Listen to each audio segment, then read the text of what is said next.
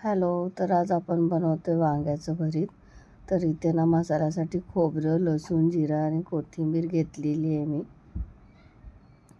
आणि हे आता बारीक मिक्सरमधून वाटून काढायचं आहे आपल्याला.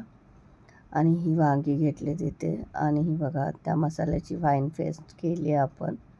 आणि ह्या शेंगदाण्याचा कूट. तर मसाल्यामध्ये मसाला, लाल तिखट, शेंगदाण्याचा कूट, मीठ चवीपुरतं घ्यायचं.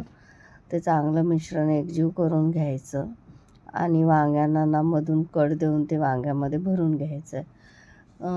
तर साधी सोपी आपल्या घरात जितक्या अवेलेबल आहेत तितक्या मसाल्यांमध्ये होणारं असं भरलं वांगं आहे. आवडलं तर नक्कीच कमेंट करा, व्हिडिओला लाईक करा आणि चॅनल सबस्क्राईब करा. तर इथे बघू शकताय तुम्ही अशा प्रकारे मी वांग्यामध्ये मसाला भरून घेतला. तेल कढईत टाकून घेते आणि ह्याच्यात मग तो मसाला घालून सगळा छान परतून झाला ना की मग त्याच्यामध्ये वांगी टाकून घ्यायची.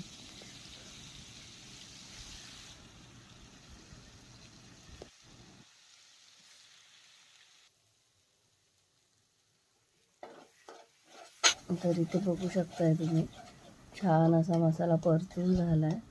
तर आता आपण ह्याच्यामध्ये ना वांग्यामध्ये जो मसाला भरला आहे ना तो सगळा आपण त्याच्यात ती वांगी टाकून घ्यायची.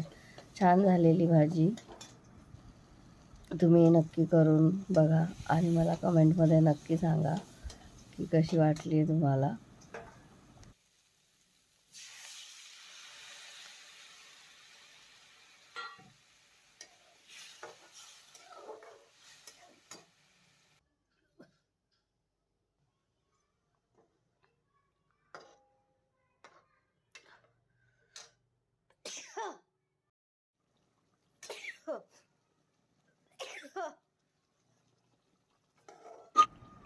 इथे ना खूप जोरात मसाल्याचा ठसका उडला तर मी बराच वेळ शिंकतच होती.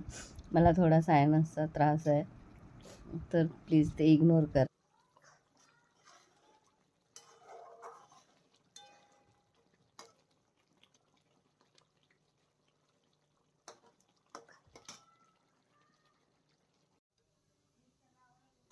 तर इथे बघू शकता आपली वांगी शिजल्यानंतर कशी छान भाजी झालेली होती. आणि गावी गेलेले ना तर त्यांनी बासुंदी आणलेली होती म्हणून छान मस्त आपली बासुंदी, भरल्या वांग्याची भाजी, चपाती